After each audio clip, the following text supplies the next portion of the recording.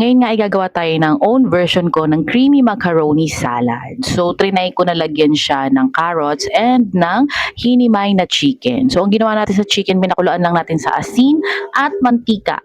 Ay hindi, asin lang pala. So ayan, and then mayonnaise natin. Ayan, kahit anong mayonnaise pwede naman mga mare ko. And then kondensada, kahit anong klase ng condense ay pwedeng-pwede yung ilagay dyan, okay? And then carnation, syempre, na all-purpose, no? So pwede ring Nestle cream kung gusto nyo. And then ayan na nga, hindi natin na video yung ating paglagay ng condense. Pero ayan, nilagay na natin yung condense, ganyan yung consistency. And then ilagay na rin natin yung ating carnation all-purpose. So, dalawa yung nilagay natin. So, tatansyahin pa natin kung gaano ba talaga kadami dapat ang ilagay. Kasi, 900 grams yung aking macaroni. So, ayan, napakuluan ko na rin to. 8 minutes to be exact ang aking pagpapakulo nito, mga mares. Sa inyo, depende kung anong luto ang gusto ninyo dun sa inyong macaroni, kung gaano katagal yung papakuluan. So, ayan ang itsura ng ating macaroni. And then, itong Dole Tropical Fruit Cocktail. O, diba? May pabulol pa tayo dyan. Ayan, alisin mo lang yung tubig, mga mares, syempre. And then, ayan, lagay mo na siya dyan lahat. O, di ba? Lahat na ilagay natin para talagang special, no? So, ayan. So, 900 grams yung ating macaroni. So, hinati ko siya kanina. Ito yung pangalawa.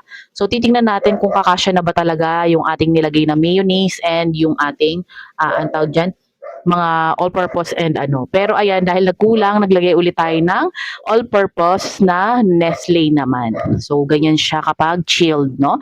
So, maglalagay din tayo. Nilagay ko na rin lahat yung mayonnaise natin, mga mare, para hindi talaga tayo kulang sa ating salad, no? Sa ating macaroni salad. And then, naglagay din ako ng cowbell condense. Depende naman sa inyo kung anong gusto nyong ilagay na condense. Ako kahit ano, halo-halo na yan.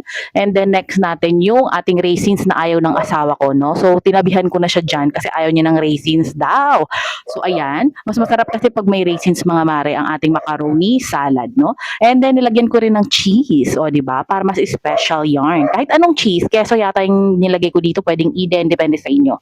So, ayan, sobrang special na to, mga mare ko. Oh, I'm so excited na i-share sa inyo iyan. So, ayan, super sarap niyan, mga mare, ha. I-try nyo na. Ayan, nakatikim na yung asawa ko, no? So, nagustuhan niya ngayon yung merong pasas na salad.